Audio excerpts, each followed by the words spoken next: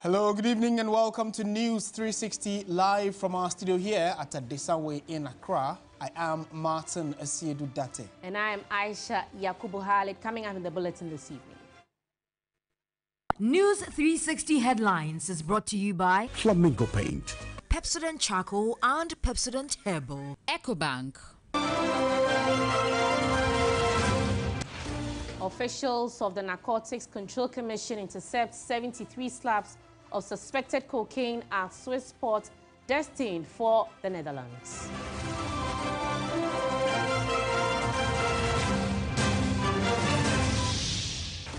Also tonight, Member of Parliament for Old Tafo Vincent Isifua files application at the Supreme Court seeking to halt the suspension of Chief Justice Gertrude Tokonu.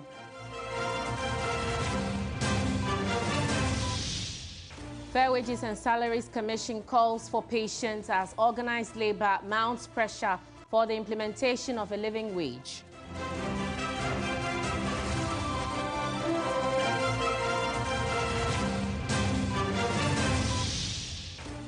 And later in business, some importers at the Tema port express worry over potential business collapse as cargo clearance delays pile up at costs and frustration.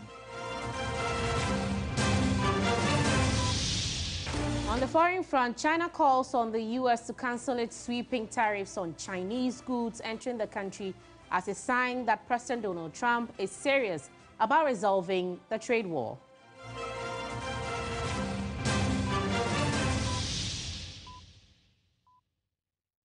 We're live on TV3 Ghana on Facebook, all across the world on 3news.com. Stay with us for the details. Let's start the bulletin from the news coming in about some narcotics that were impounded. Now, officials of the Narcotics Control Commission has intercepted a cargo bound packaged for shipping at the Swiss port near the Kotoka International Airport containing concealed substances suspected to be cocaine and destined for the Netherlands.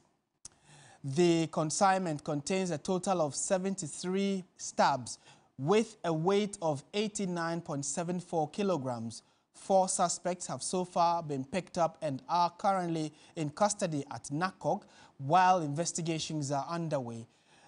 In a minute, we'll speak to an executive of the Narcotics Control Commission to ascertain the specifics of the news of these 73 slabs that we're told were intercepted and were destined for the Netherlands. And the news is that 4 individuals have been arrested and are assisting with investigations following this particular bust by the Narcotics Control Commission. And it happened earlier in the day, and if you've been following developments across the country, this is actually about the 4th or 5th time that substances suspected to be cocaine have been intercepted or busted. Let's now go to the phone lines now. We've been joined by Alexander Chum Berima, who is the Deputy Director General in charge of Enforcement, Control and Elimination at Narcotic. Mr. Chum Berima, good evening. Thank you for joining us on News 360.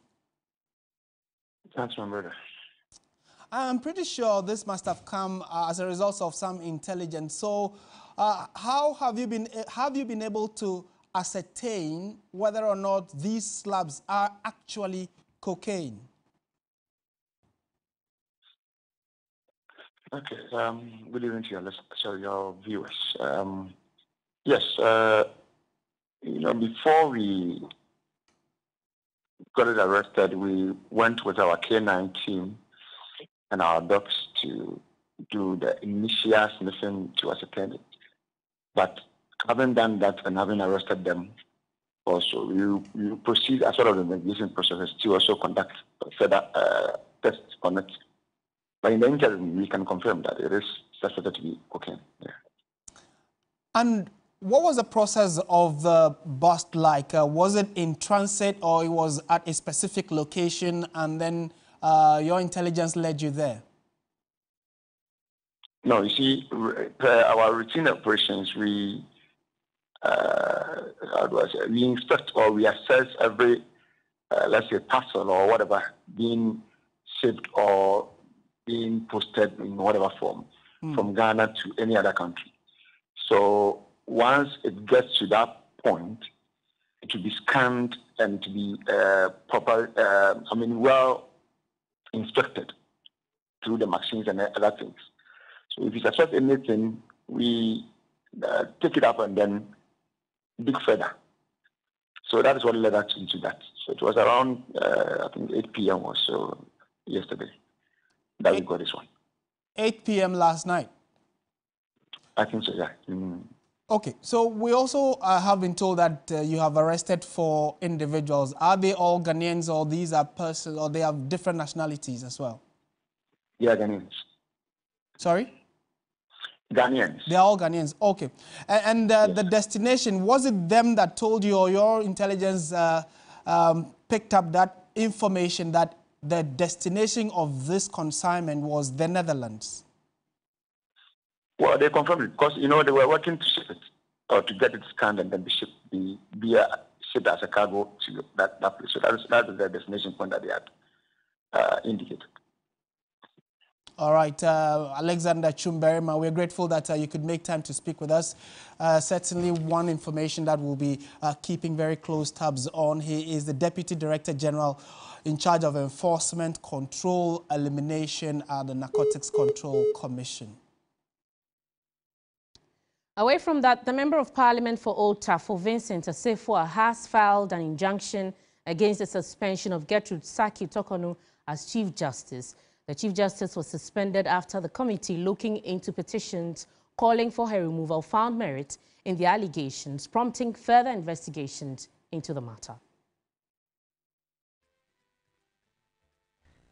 The suit, which was filed on behalf of the legislator by former Attorney General Godfred Yeboah-Dame as a solicitor, is currently before the Supreme Court.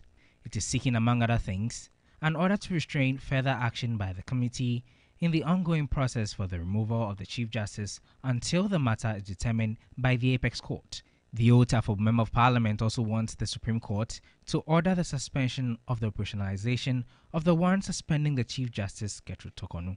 Vincent Assefuah, who already has pending suits at the Apex Court, will expect his lawyers to move the motion for the injunction on May 6. A previous injunction suit against the entire impeachment process until the determination of his writ challenging the constitutionality of the proceedings will also be heard on Tuesday. At the last adjourned date, one of the justices on the panel, Samuel Isiedu, was absent, resulting in the halt in proceedings. Meanwhile, the Ghana Bar Association has called on persons involved in the process to remove the Chief Justice to act in a manner that will enhance the image and independence of the judiciary. In a statement signed by its national president and secretary, the GBA urged for adherence to the rule of law. Sevia Kuje is the public relations officer of the Ghana Bar Association. It's a process. Unless the process gets concluded, I don't think that it is proper and appropriate for anybody to condemn any process, because don't forget, at the end of the day, the costs are there. They can determine the procedural impropriety or otherwise of the whole process. So I think that it will be premature for anybody at this stage to be condemning the process at any stage. And our Acting Chief Justice Paul Bafoboni has directed registrars of all the courts to forward all newly filed cases and applications in the country's Superior Court to be submitted to his office for assignment and scheduling. The directive, dated April 23, 2025, and communicated through the Deputy Judicial Secretary, applies to registrars of the High Courts, Court of Appeal, and the Supreme Court. The cases or applications must be brought to the attention of the Acting Chief Justice to facilitate court assignment or the empaneling of judges in instances where there are multiple courts. The directive also covers the fixing of dates of 4 hearings, effectively centralizing the scheduling process under the supervision of the Chief Justice.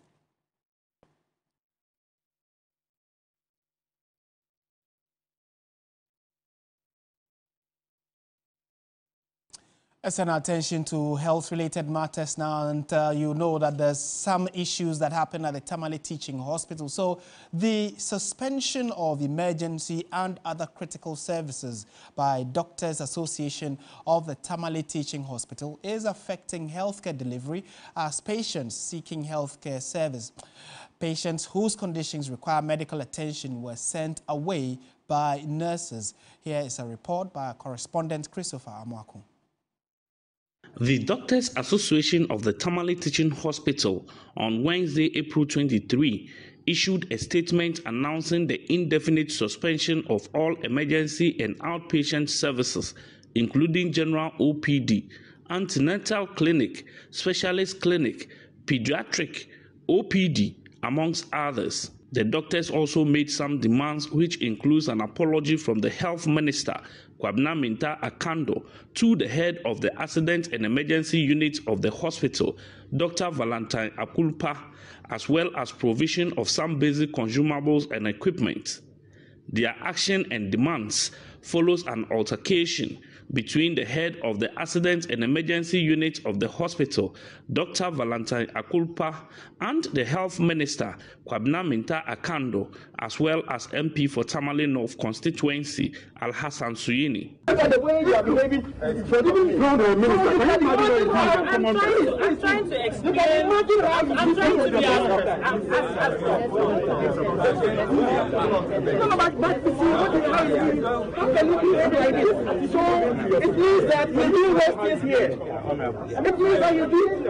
A visit to the Tamale Teaching Hospital on Thursday morning saw young and old patients seeking medical attention being turned away as the doctors begin their strike. I brought a patient here, but was turned away by the nurses. They told me the doctors are on strike and couldn't attend to my patient, and I don't know what to do now.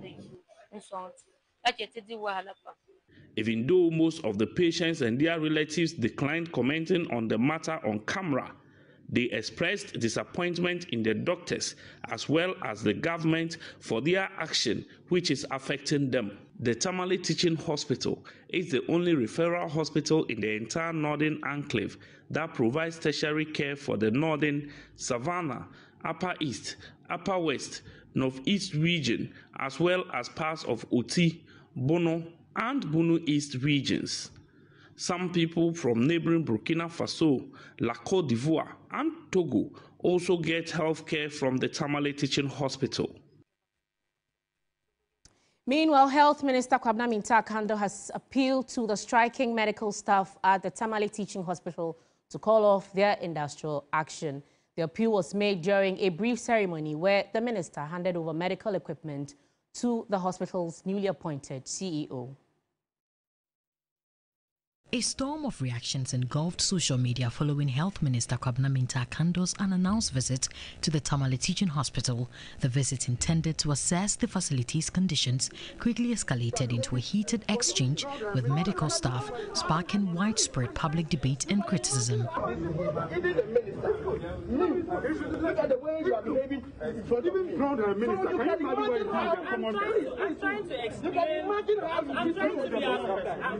In response, the Doctors Association of Tamale Teaching Hospital suspended all emergency and outpatient services, citing unwarranted attacks from the minister and other officials. At a brief ceremony where the health minister handed over essential medical equipment to the hospital's newly appointed CEO, he appealed to the striking medical staff to call off their industrial action and return to the negotiation table. I am prepared for us to come around a table and discuss whatever we need to discuss. And so my humble appeal to my wonderful medical doctors and health professionals at Tamale Teaching Hospital is that I am the first person to take care of your interest. And therefore, let's call off the strike and let's all regroup and strategize going forward. The minister also addressed the over-reliance of health facilities on government for medical equipment, stating that this approach is not sustainable. Please, let's confront the issues as they are. It is just not sustainable for government to keep donating equipment to health facilities, and at the end of the day, when the equipment are obsolete, we run back to government for money to either maintain or to replace this equipment. Once at least, even if we are not charging the requisite fees, we generate something small out of these machines. Safa Wine, TV3 News, Accra. Let's have some more discussion on this. Victor Adongo is interim chairman, Joint Labour Unions of Tamale Teaching Hospital. Good evening, sir, and thank you for joining us on News 360. Good evening, Aisha. Thanks for having me. Now, you put out a statement condemning the action of the Minister of Health. He's now asking that your members call off the strike. What does the union make of this? So the union we are grateful to hear that the minister wants to come to a negotiation. He wants to come and talk to us.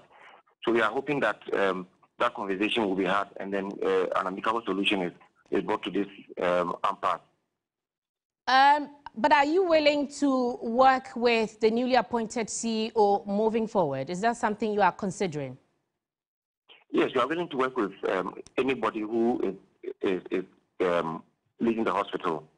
We do not have any issues with any person, and we just want that the right thing to be done so that we can do the work that we have taken a vow to do. Also, some logistics were given to the hospital by the minister. Doesn't it show that the minister is willing to help with whatever issues that the hospital is dealing with? Does that mean that you are willing to engage him? We are willing to engage him. If you check from our press, we actually encourage that the engagement be had so that a resolution can be had. Nobody gains anything by this standoff. So we are hoping that the minister would engage the Doctors Association of the Tamale Teaching Hospital so that we can resolve this amicably. So when are you calling off the strike? The strike, the Doctors Association of Tamale Teaching Hospital is yet to decide on that. Okay. Moving forward, right now, what are we hoping to do? What are we hoping to achieve? What are we looking to see? We are, again, let me refer you to our statement. And on point 1, you will see that you realize that based on what happened on Tuesday, the 22nd, we are hoping to have enhanced security at the accident and emergency to forestall any unwarranted attacks on our staff or at that area. Again, we want the general public. On social media, you can see lots of people who are attacking the doctor who was the head of the accident emergency unit and the staff of the Tamale Teaching Hospital. We are hoping that the general public will desist from that, and then let us engage with the minister and then all stakeholders so as to stop all this unnecessary banter. Right. We are hoping that an amicable decision will be reached and soon. Thank you very much. Victor Adongo is interim chairman, Joint Labour Unions of Tamale Teaching Hospital. Also, we know that the Ghana Medical Association is in a meeting on this particular development. We are keeping an eye on that and we'll bring viewers that subsequently. Still on health-related matters, the management of the Eastern Regional Hospital is calling for immediate completion of the stalled new hospital project to enhance its capacity to deliver quality healthcare services. In addition, they are appealing for the retooling of critical medical equipment to ensure timely and effective intervention in emergency and complex cases. 29 years ago, with a capacity of 429 beds, the Eastern Regional Hospital now serves over 3 million clients, including referrals. The facility was last retooled in 2013. Construction of a new regional hospital, initiated by the previous government, has stalled for over a year. According to the leadership of the Eastern Regional Hospital, completing and equipping the facility is crucial to meeting growing healthcare demands of the region's expanding population. What it means is that the hospital is almost always full. So if a completion of the new regional hospital would bring additional beds to the region, and that would be our topmost priority. Our next one will be the high-end equipment, like an MRI, which we do not have capacity to engage. The ambulance situation came up, and our position is that if not all hospitals would have an ambulance of their own, aside the community ambulance, the likes of a regional hospital should have at least one operational ambulance. During a visit to the facility, the Parliamentary Select Committee on Health commended the hospital's management for its efficient use of resources. The committee also assured the hospital administration of its commitment to expedite the retooling process while advocating for the completion of the stalled hospital project. They have been able to invest their own monies, at least, to set up a dialysis center and providing free services to the patients, which is very good. Our recommendation, they're also requesting for some types of equipment that are very capital intensive, but they have the capacity to use them to minimize referrals to Accra and Kumasi, especially oncological services, cardiac services, MRIs, and the rest.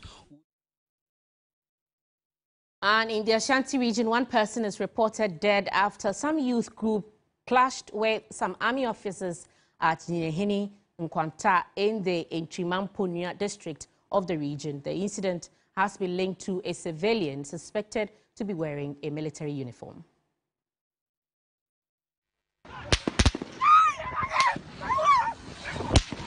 According to a police report, some soldiers in a military vehicle with registration number 73JA39 had shot into a group of youth who were heading to the cemetery for a burial. Some soldiers on board the military vehicle from Kumasi heading towards Bibiani confronted Akwesi Lala alias Kushivi, now deceased, was reported to be wearing a military uniform. The army officers asked him to remove the uniform.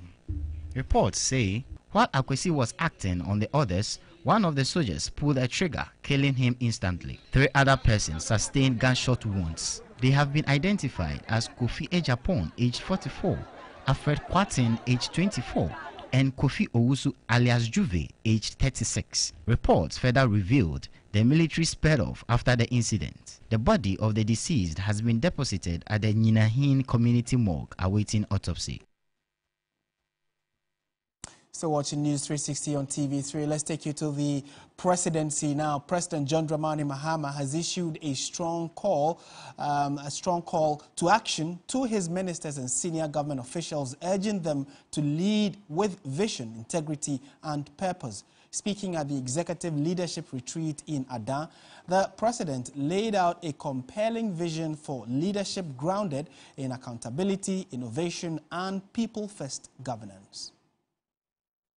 Appointed to occupy space. You were appointed to solve problems.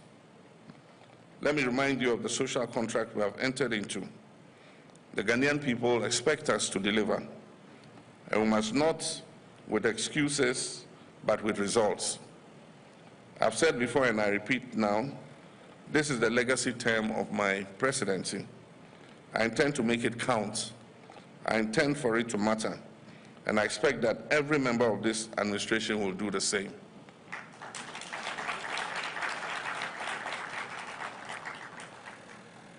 We must work with a sense of urgency, and President Jonathan spoke about the 4-year term. Our young people are tired of waiting interminably. Our farmers, our workers, our entrepreneurs, especially our women and youth, want to see policies that work for them.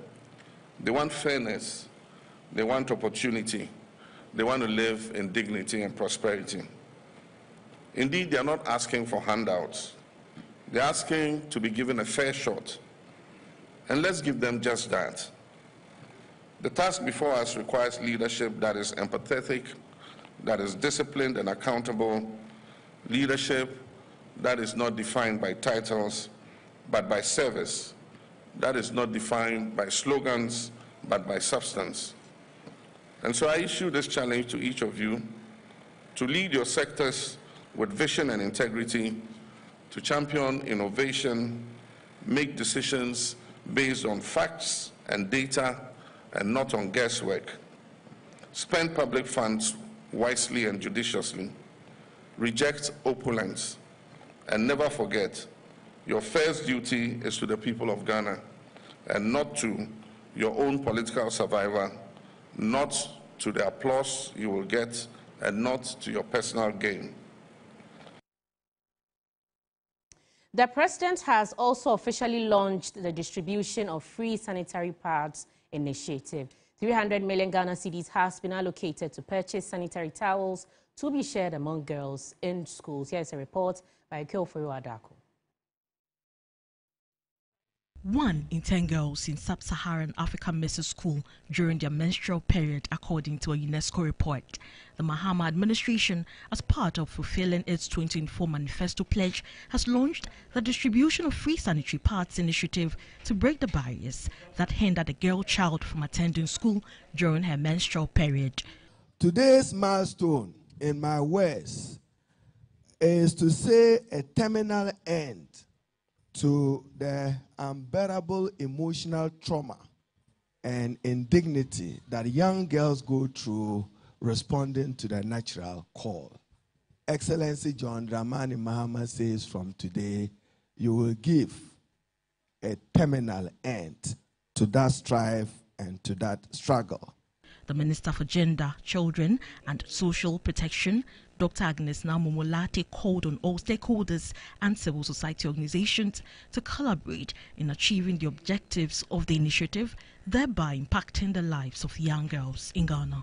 As we begin this initiative, let us work assiduously towards improving the health and well-being of girls through intense advocacy and awareness on menstrual health management. In launching the initiative, President John Mahama said that it marks a new era in Ghana where no girl child should miss school because of menstruation. Girls can miss up to 5 school days each month, amounting to nearly 40 days of schooling a year.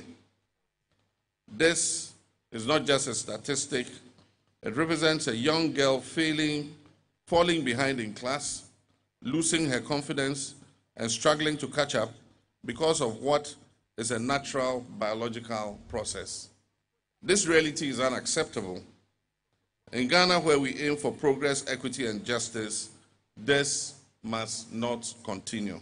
Menstruation is a source of pride for every young girl embracing adulthood. Therefore, access to quality sanitary products helps improve educational outcomes for girls, especially those from deprived backgrounds. The goal of the Free Sanitary Pads initiative is to promote menstrual health, improve school attendance, and ultimately enhance the academic performance of girls.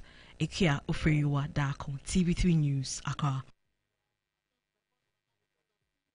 Now, with May Day fast approaching, the Fair Wages and Salaries Commission is calling for patience as organized labor mounts pressure for the implementation of a living wage. Currently, the highest salary on the single spine structure stands at 13,000 cedis, while the lowest is just 300 Ghana cedis. Organized labor says this wide gap defeats the original purpose of the single spine, which was introduced in 2009 and operationalized in 2010 to harmonize pay and address inequalities in the public sector. The policy was aimed at restoring equity and transparency across public sector pay structures. But for organized labor, the policy has failed to achieve its goal of ensuring pay equity. Adding to the frustration, public sector workers under the single span pay policy received a 10% salary increase this year. The Secretary General of the Trade Union Congress (TUC), Joshua Ansah, argues that widening pay disparities are eroding the purchasing power of Ghanaian workers. Many workers struggle to make ends meet with wages that barely cover living expenses. Long working hours, inadequate benefits, and poor working conditions further exacerbate the challenges faced by labor force. Meanwhile, the Chief Executive Officer of the Fair Wages and Salaries Commission, Dr. George Smith-Graham, is imploring parties to be patient. I pray that the unions will support the government, or the unions will rather even push government to reform the public sector. The reform is very important. If not, it doesn't matter how much money you pay to people in the public service. The more you pay the salaries, the more people take the salaries and will still not be working. It is not a general situation, as I said, but a lot of the public service organizations, people are just not working. He says the planned establishment of an emolument commission by the end of this year is expected to provide a more sustainable solution to addressing wage disparities. To establish an independent emolument commission that will bring Article 71 office holders, non-Article 71 office holders, all of us under the same policy, so that when we negotiate, we know that whatever we are negotiating is also not only affecting us, but it's also affecting the president, it's affecting the vice president, it's affecting ministers, MPs, and everybody.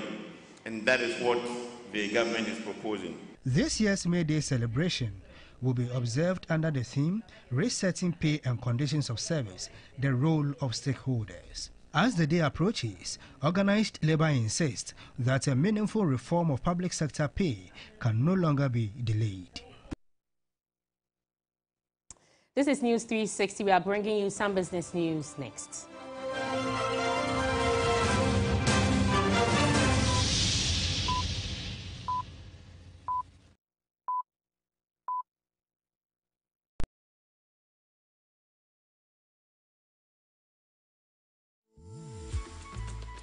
I love Pepsin charcoal. Why? When there are so many other charcoal toothpaste. That's both charcoal and lemon. Oh, does it? Yes, look right here. Yes. Pepsin charcoal has two of nature's powerful whitening ingredients. With the power of activated charcoal and lemon essence, it removes stains and whitens teeth naturally. Convinced?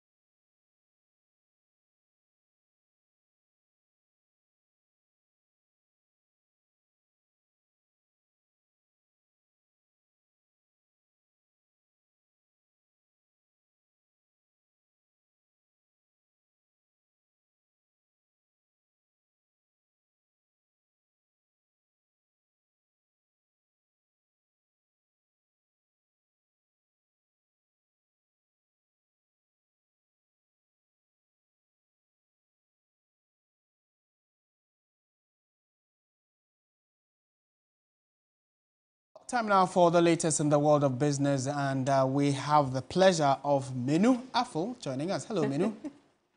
Hi.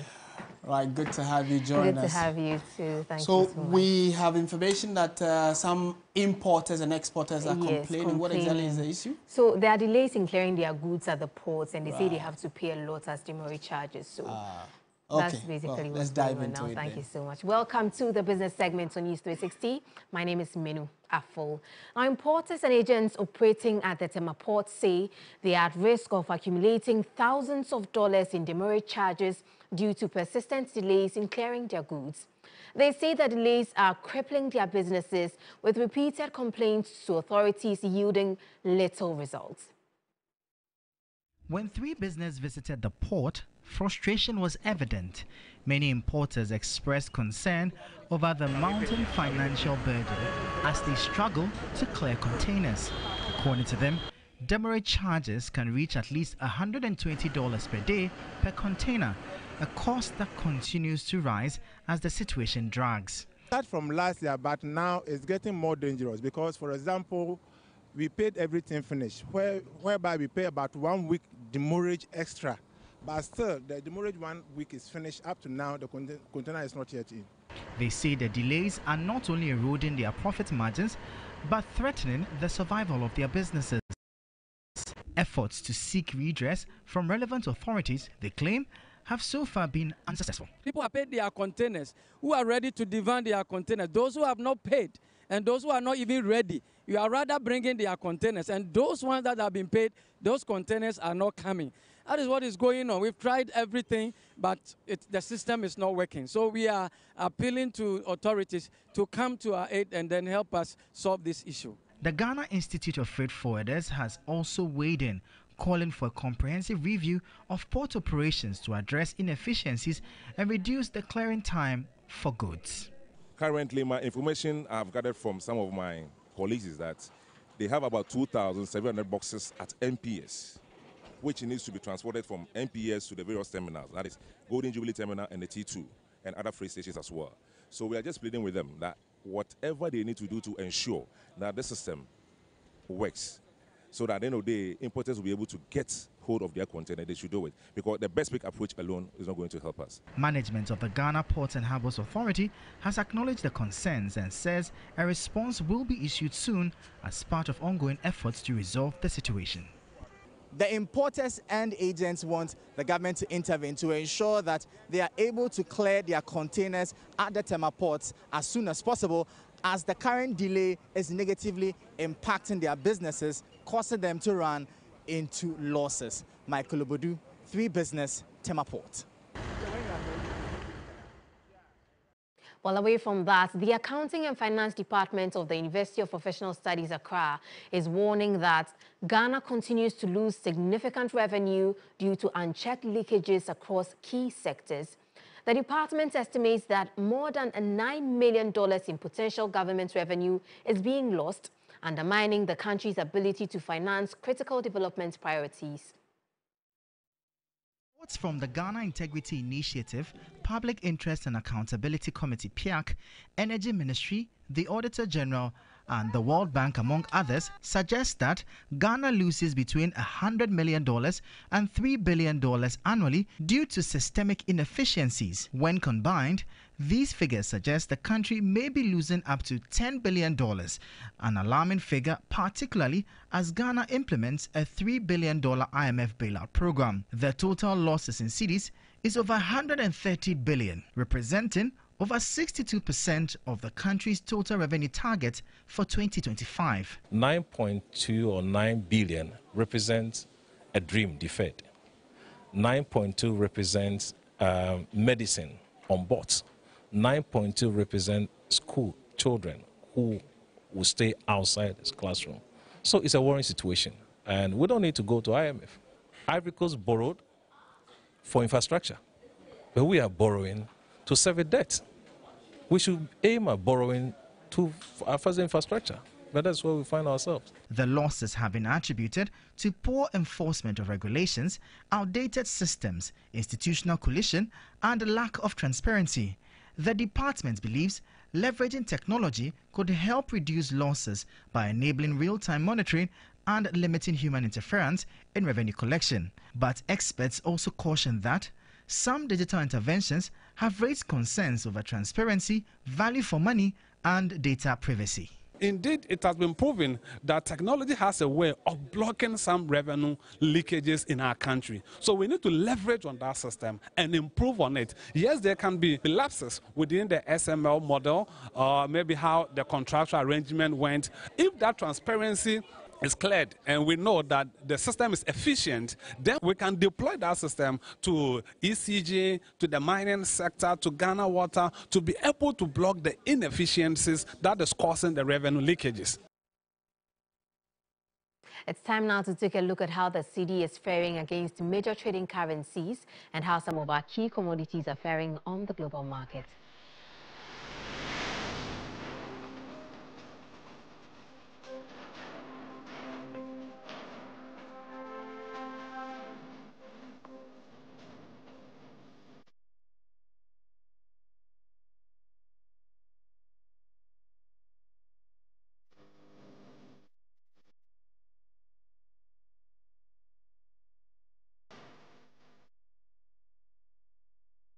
And that's it for Business on News 360 tonight. My name is Menu Afo. Stay with us. Sports News is up next.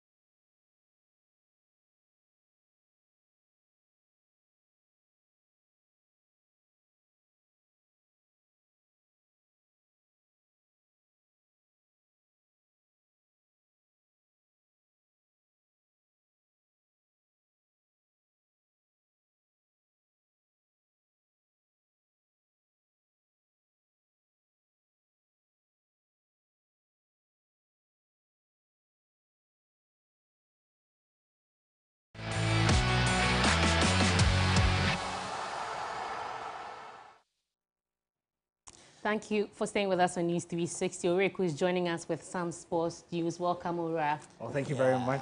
Good to see you, man. Good to see you. Yeah, so we are told that there's been some good news for Ghanaian youth sports. Yeah. Is that it? Yeah, it's been a good day at the University of Ghana Stadium. You know, we have the boys team under 15 and the girls team under 15. Both of them won today, and then the semi-finals of the African School Championships. Okay. Take it away. And so we'll get into that, but we start off from the Ghana Premier League because Asante Kotoko legend George Kennedy feels that Karim Zito is a game changer who can help the club still win the Ghana Premier League and the MTN FA Cup. Following the dismissal of Prosper Nateogum, Kotoko's management named Zito as the club's interim coach in order to streamline the club's operations. Kennedy, in an exclusive interview with 3 Sports, revealed the season is not over yet for the Porcupine Warriors, who are just 6 points behind BBNE Gold Stars. At the background of Coach Zito, I think he can do it. It is not over. 6 matches to go. When you multiply 6 by 3, it's 18. 18 can make a lot of difference. So I think it's not yet over. And then looking at the background of Coach Zito, he's a game changer, as I know him. And then with his international experience, for him qualifying Dreams FC to play Africa, I think he can do it. Only that if he's going to get all the needed support and the logistics, that will make him perform better. If you are going to provide all this things for him, I think he can perform. It's possible. I would say it's possible. The 6 points difference is just about 2 matches. When BBNE Gold Star drop 2 matches and Kotoko wins 2 matches, we are at par. So it's possible we can do it. We are just praying that there will not be more injuries with the players, and they will play together, forget about what has happened between them and then maybe Coach Ogun, and then reset their mind that there is a new coach. So there's a new development. There should be a new attitude towards whatever we're going to do in our subsequent matches. I think we can achieve it. Now let's move to youth football, where Ghana's under-15 boys secured a spot in the semi-finals of the ongoing African School Championships after beating Algeria by 3-0 in their final group game to make it 3 wins out of 3 games. Meanwhile, their female counterparts have also booked their place in the semi-finals following a commanding 3-0 win over Malawi at the University of Ghana Stadium. Here are highlights of the 2 games earlier on Thursday. The final third and head them. Ghana, and that's the first goal! What a hit! And what a way to take the lead! Brentford foot of the player in the 19 jersey. Yes, and Kuma, and it's in! Ghana win their second! And it's Ankuma. What a hit there from the left back. Ghana still disturbing the final third of Algeria. It's turning big opportunity. Akwahega! And the man who came in the second half, Ghana's big man, has just found the third one. And the man who was a top scorer, Ghana's top scorer at the zone 11. To score goals, yeah. Oh, Ghana in Malawi's final third. This is a big moment. Yes, and yes. Ghana scores. And it's the lady in the 11 shirt who scored yesterday. Some of the toughest opposition on match day 1 in Uganda. Ghana, big opportunity. And Ghana takes the lead. And finally, she has her goal. Terrier, right? It's Terrier. And look at the celebration. Absolutely crazy. And the stadium goal. And the question is, can they really keep these Ghanaians at bay? Kadri, Ghana looking for the third, and it is it. Ghana with the third. 37 minutes. And guess who is celebrating?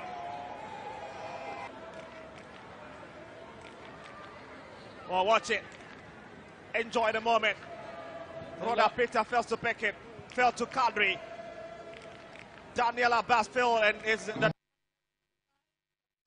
And so the semi-finals of the competition will be played on Friday and then the final on Saturday. But before we go, Leicester City have announced that club captain Jamie Vardy will leave at the end of the season but intends to continue his playing career away from the King Power Stadium. Announcing the news earlier on Thursday, the Foxes described Vardy as our greatest ever player, in quotes. The 33-year-old striker joined the 2015-2016 Premier League champions from non-league side Fleetwood Town in 2012.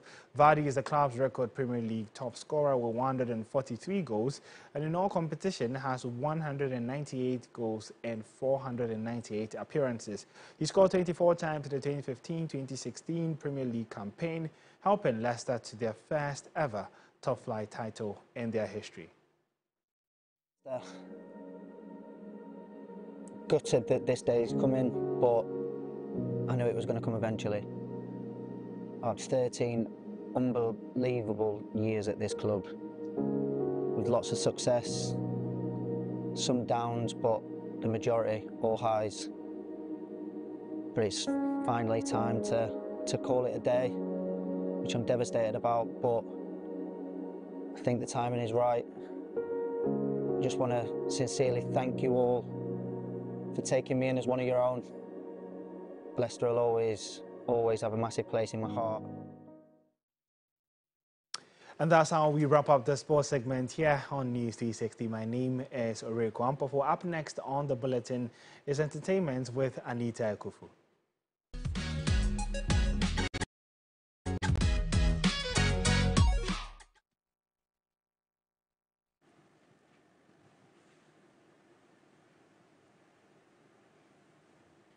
Welcome to the entertainment news segment. My name is Anita Ekufu, and barely a week after arriving at MG Reality Complex, the Perfect Match Extra housemates have had their first outdoor event. Dubbed the Talent Hunt, the platform put their creativity to test.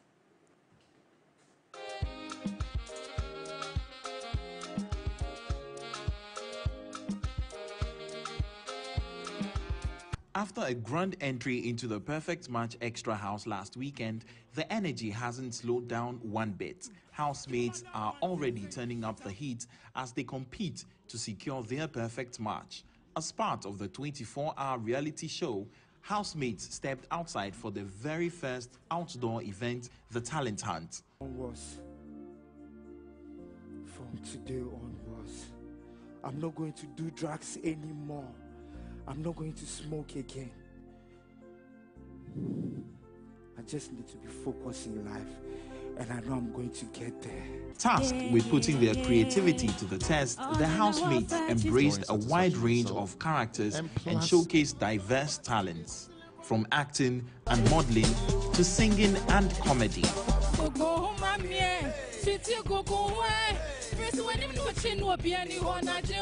Contestants pulled out all the stops to impress the judges and their fellow housemates. In the end, it was Kiki who stole the spotlight, earning the title of Best Talent of the Night. For the first talent show, more to come, huh? The most fire lady in the bunch. Everybody give it up for Kiki!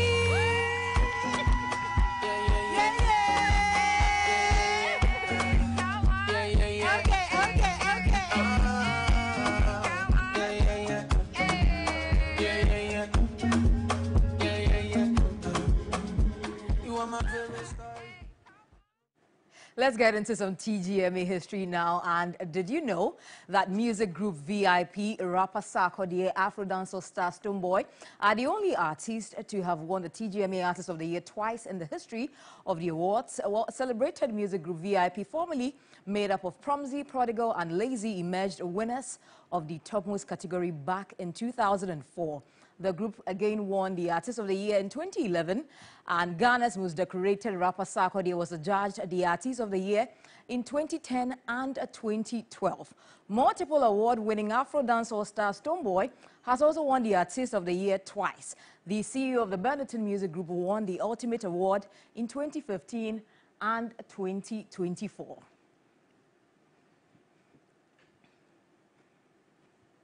And on the foreign front, Harvey Weinstein, his retrial has begun in New York, with prosecutors accusing him of using his power to sexually abuse 3 women. Weinstein, 73, denies the allegations, which include rape and forced oral sex. The prosecution argues that Weinstein used dream opportunities to prey on the women, becoming more forceful when they resisted. The trial follows the overturning of his previous conviction.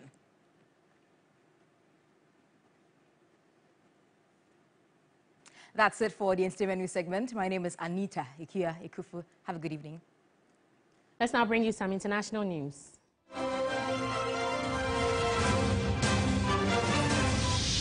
China has called on the U.S. to cancel its sweeping tariffs on Chinese goods entering the country as a sign that the President Donald Trump is serious about resolving the trade war between the two countries. A Chinese official said there had been no trade talks with the U.S. despite suggestions otherwise from the Trump administration. In one of China's strongest statements yet over the tariff war, Commerce Ministry spokesman He Adongo said the U.S. should remove all unilateral tariff measures against China if it truly wanted to solve the issue. The trade war between the world's 2 largest economies has been escalating, with China sending back Boeing planes it ordered from the U.S. in its latest retaliation over tariffs. The party of South Africa's President Cyril Ramaphosa has reversed the controversial proposed value-added tax VAT rise that are threatening the country's coalition government. The hike was proposed by the African National Congress ANC, but was strongly opposed by the Democratic Alliance DA, its main coalition partner in the unity government, which had even asked the cause to block it. Other opposition parties also opposed it. The reversal of the proposed 0.5% tax hike comes just days before it was due to take effect. The Finance Ministry said the decision came after consultations with political parties and Parliament, but warned that it would cause a significant deficit in revenue. The Finance Ministry said the decision came after consultations with political parties and Parliament, but warned that it could cause a significant deficit in revenue. Finance Minister Adongo had been advocating the increase, arguing it would help cushion the most vulnerable from the effects of other tax measures.